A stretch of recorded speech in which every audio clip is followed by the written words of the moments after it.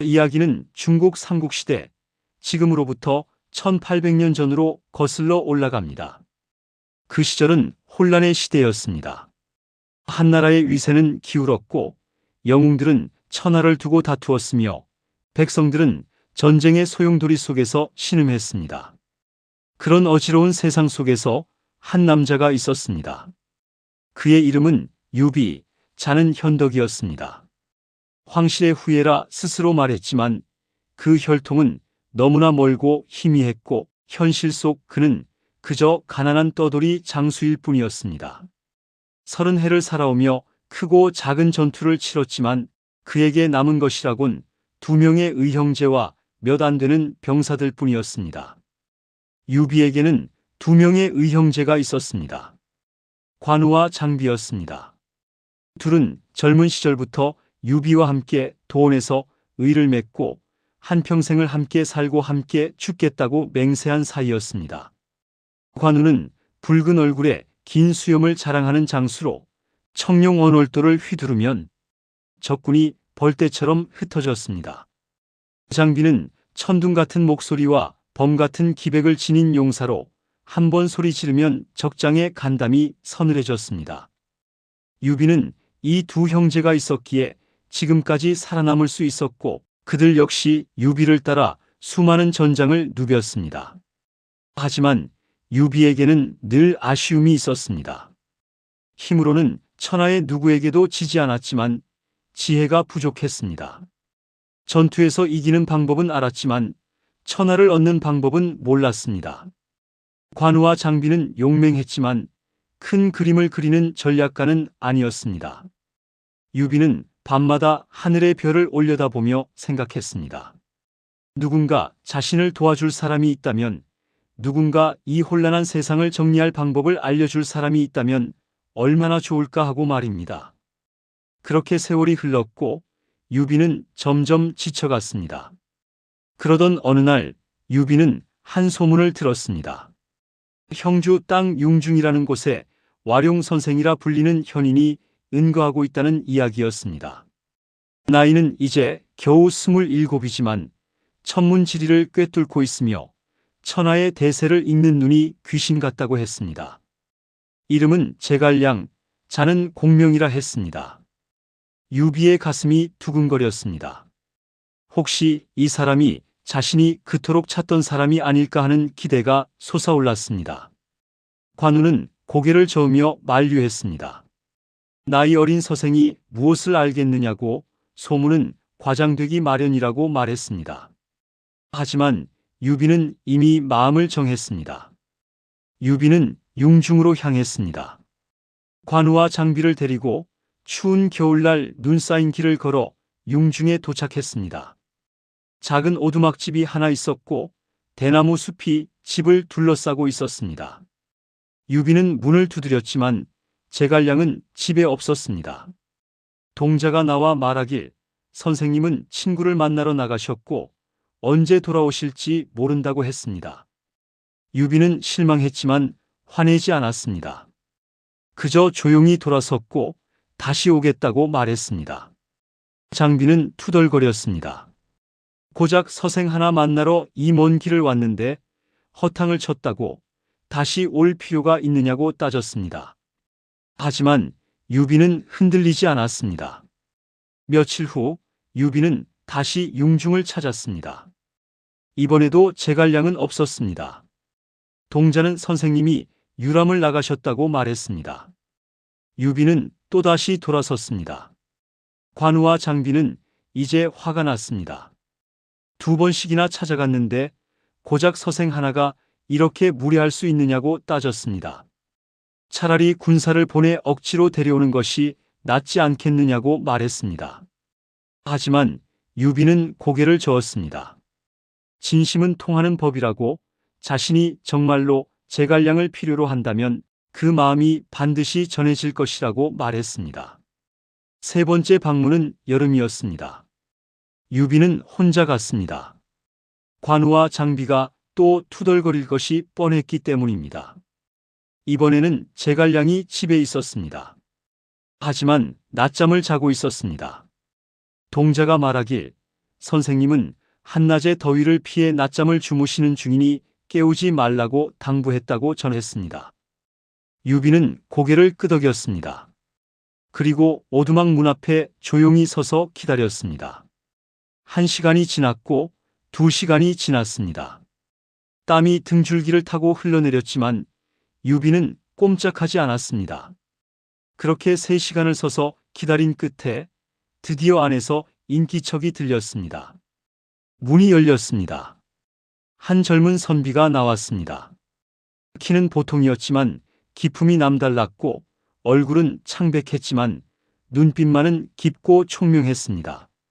손에는 흰 깃털 부채를 들고 있었고 흰 도포는 한 점 티 없이 깨끗했습니다. 그가 바로 제갈량이었습니다. 제갈량은 문 앞에 서 있는 유비를 보고 놀랐습니다. 천하의 유비가 자신을 찾아와 이렇게 오래 기다리고 있었다는 사실에 감동했습니다. 유비는 깊이 허리를 숙여 인사했고 제갈량도 황급히 답례했습니다. 두 사람은 그렇게 처음 만났습니다. 두 사람은 오두막 안으로 들어가 마주 앉았습니다. 유비는 조심스럽게 입을 열었습니다. 자신이 비록 변변치 못한 몸이지만 한시를 재건하고 백성을 편안하게 하고 싶다는 뜻을 품고 있다고 말했습니다. 하지만 방법을 모르겠다고 선생의 가르침을 청하고 싶다고 말했습니다. 제갈량은 잠시 유비를 바라보았습니다. 그 눈빛 속에서 진심을 읽었습니다. 권력이 아니라 천하의 안정을, 명예가 아니라 백성의 안녕을 진정으로 바라는 사람의 눈빛이었습니다. 제갈량은 부채를 펼쳤고 천천히 말하기 시작했습니다. 제갈량이 말했습니다. 지금 천하는 조조가 북쪽을 차지하고 손권이 남쪽을 장악했으니 이미 두 강자가 자리를 잡았다고 했습니다. 하지만 형주와 익주는 아직 주인이 없으니 만약 장군께서 이 두 곳을 차지하고 서쪽에 근거지를 마련하신다면 북으로는 조조와 대치하고 동으로는 손권과 손잡아 천하를 셋으로 나눌 수 있다고 말했습니다. 그리고 때가 되면 형주와 익주에서 동시에 군사를 일으켜 중원으로 진격하면 한시를 재건할 수 있을 것이라고 했습니다. 유비는 듣는 내내 눈을 빛냈습니다. 안개가 거치듯 앞길이 환하게 보이는 것 같았습니다. 유비는 감격했습니다. 자리에서 일어나 무릎을 꿇고 말했습니다. 선생의 말씀을 듣고 나니 마치 오랜 가뭄 끝에 단비를 만난 것 같다고 제발 산을 내려와 자신을 도와달라고 간청했습니다. 제갈량은 잠시 망설였습니다. 자신은 한간 야인으로 평생을 산속에서 살 생각이었다고 세상일에 얽매이고 싶지 않다고 말했습니다. 하지만 유비는 포기하지 않았습니다. 선생이 없으면 자신은 아무것도 할 수 없다고 선생만이 이 혼란한 세상을 구할 수 있다고 거듭 간청했습니다. 제갈량은 유비의 진심에 마침내 마음이 움직였습니다. 제갈량이 말했습니다. 좋습니다. 제가 선생을 따르겠습니다. 유비는 기뻐하며 제갈량을 일으켜 세웠습니다. 두 사람은 그날부터 함께하기 시작했습니다. 제갈량은 산을 내려와 유비의 군사가 되었고 유비는 제갈량을 스승처럼 모셨습니다. 관우와 장비는 처음에는 불만스러워했지만 제갈량의 첫 번째 계책이 적중하는 것을 보고는 입을 다물었습니다. 세월이 흘렀습니다. 제갈량의 계책대로 유비는 형주를 차지했고 이어서 익주까지 손에 넣었습니다. 드디어 촉한이라는 나라를 세우고 황제의 자리에 올랐습니다. 천하는 정말로 셋으로 나뉘었습니다. 북에는 위나라 조조가, 동에는 오나라 손권이, 서에는 총나라 유비가 각자 한 지역을 다스렸습니다. 유비의 꿈이 이루어진 것이었습니다. 하지만 그 모든 것은 제갈량이 없었다면 불가능했습니다. 어느 날 신하들이 물었습니다. 폐하께서는 제갈승상을 어떻게 그토록 신뢰하시는지 궁금하다고 말했습니다. 유비는 미소 지으며 대답했습니다. 짐과 공명의 관계는 마치 물과 물고기와 같다고 물고기는 물 없이 살 수 없고 물은 물고기가 있어야 생명력이 있듯이 짐과 공명은 서로가 없으면 안 된다고 말했습니다. 신하들은 고개를 끄덕였습니다. 황제가 신하를 그토록 아끼는 모습은 역사에서도 드문 일이었습니다. 그리고 제갈량 역시 유비의 그 믿음에 평생을 바쳐 보답했습니다. 하지만 행복한 시간은 오래가지 않았습니다. 유비에게는 오랫동안 가슴속에 품어온 한이 있었습니다. 바로 의형제 관우의 죽음이었습니다. 몇 해 전 관우는 형주를 지키다가 오나라 손권의 기습을 받아 목숨을 잃었습니다. 유비에게 관우는 단순한 신하가 아니었습니다. 젊은 시절 도원에서 의를 맺고 함께 죽겠다고 맹세한 형제였습니다.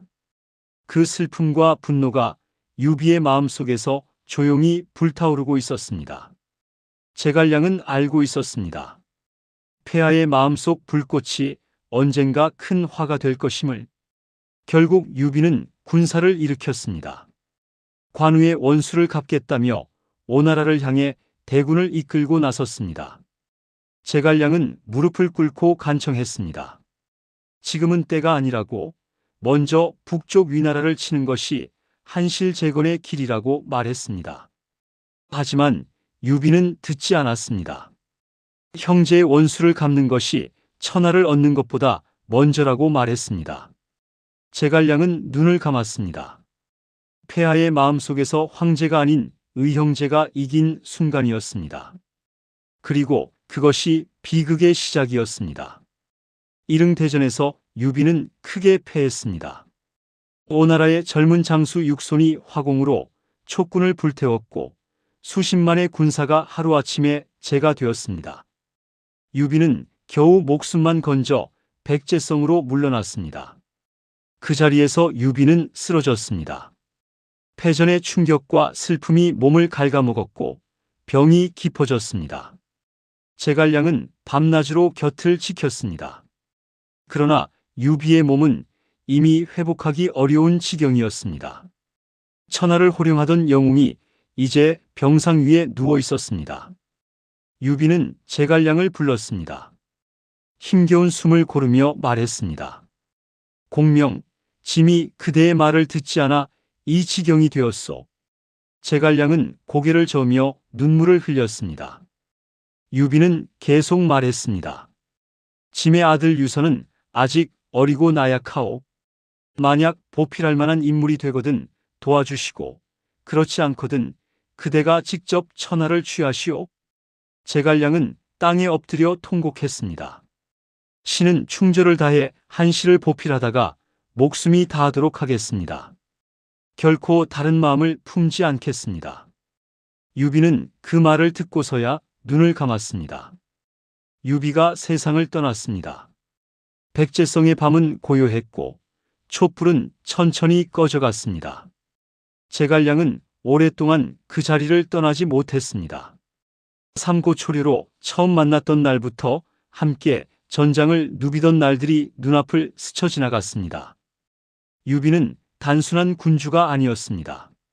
자신을 알아봐준 사람이었고 믿어준 사람이었습니다. 그 무게가 이제 제갈량의 어깨 위로 고스란히 내려앉았습니다. 그는 눈물을 닦고 일어섰습니다. 슬픔은 나중에 느끼기로 했습니다.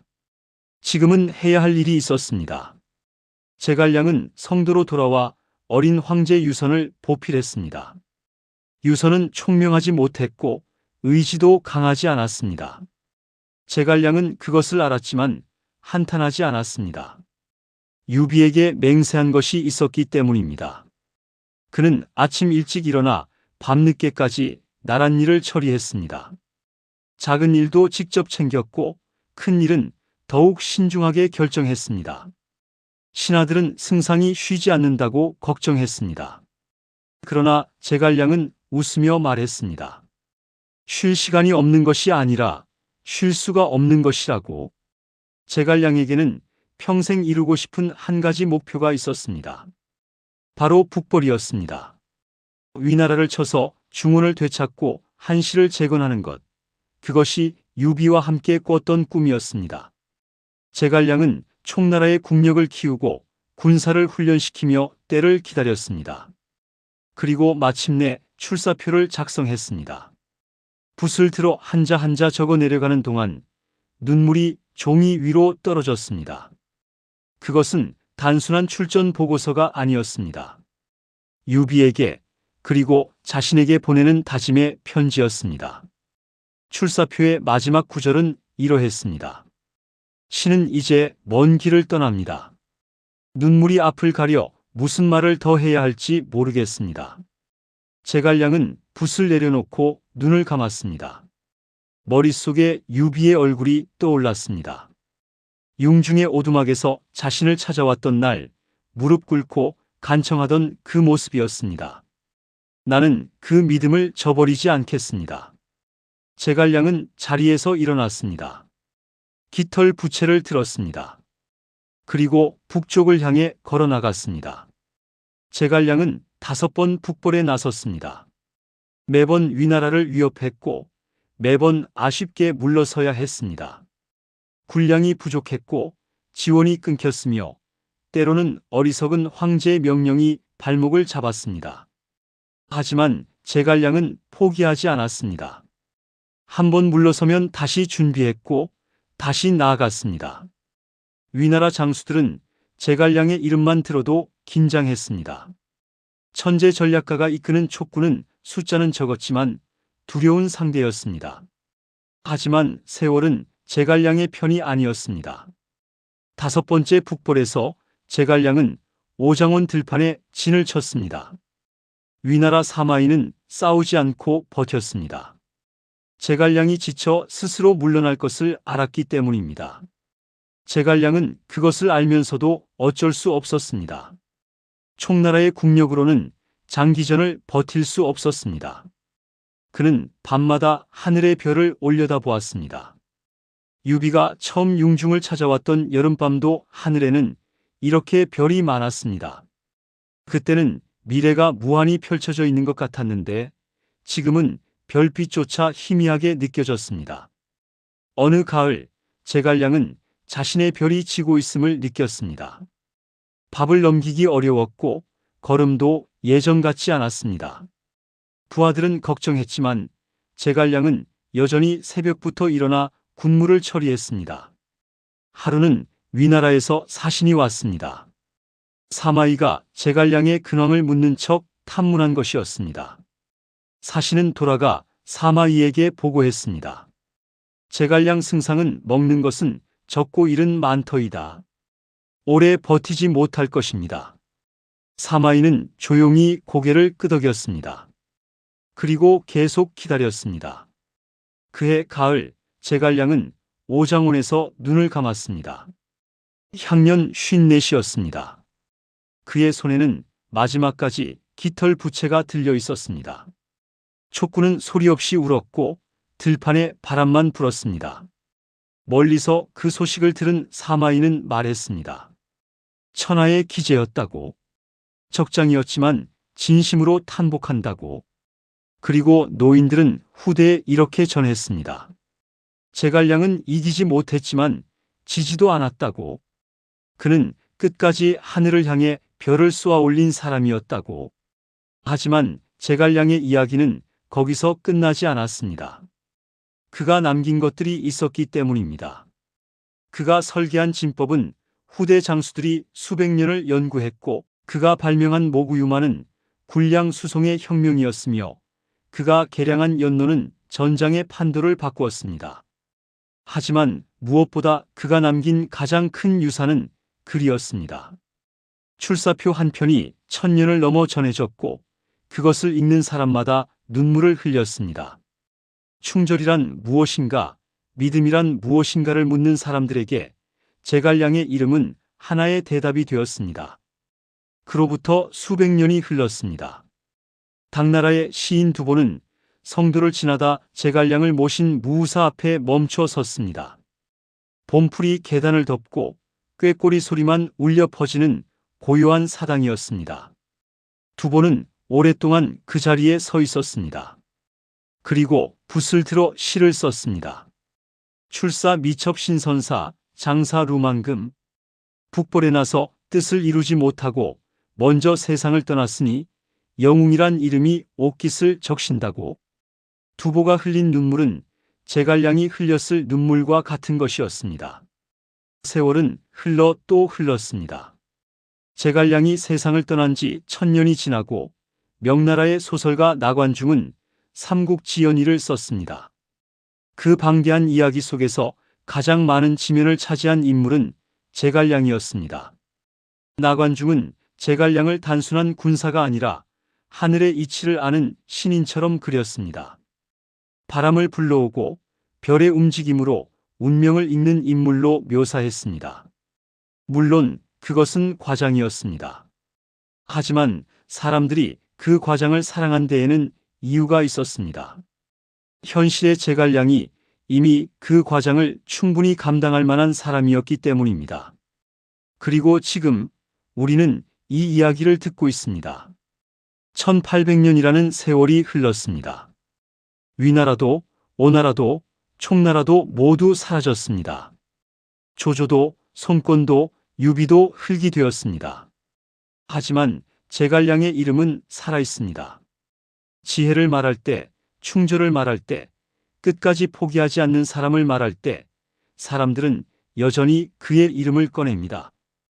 어쩌면 진짜 불멸이란 몸이 사라지지 않는 것이 아닐지도 모릅니다. 이렇게 누군가의 이야기 속에, 누군가의 가슴 속에 계속해서 살아 숨쉬는 것, 그것이 진짜 불멸일지도 모릅니다. 융중의 오두막은 지금도 그 자리에 있습니다. 대나무 숲은 여전히 바람에 흔들리고 봄이 되면 꽃이 피고 여름이면 매미가 웁니다. 그 작은 집에서 시작된 이야기가 1000년을 넘어 이렇게 전해진다는 것이 놀랍습니다. 유비는 3번을 찾아갔고 제갈량은 결국 문을 열었습니다. 그 문 하나가 열리면서 역사가 바뀌었습니다. 오늘 우리가 사는 세상 어딘가에도 그 문을 기다리는 사람이 있을 것입니다. 그리고 그 문을 열어줄 사람도 있을 것입니다. 삼고초려의 이야기는 그래서 오늘도 끝나지 않습니다. 구독과 좋아요 부탁드립니다.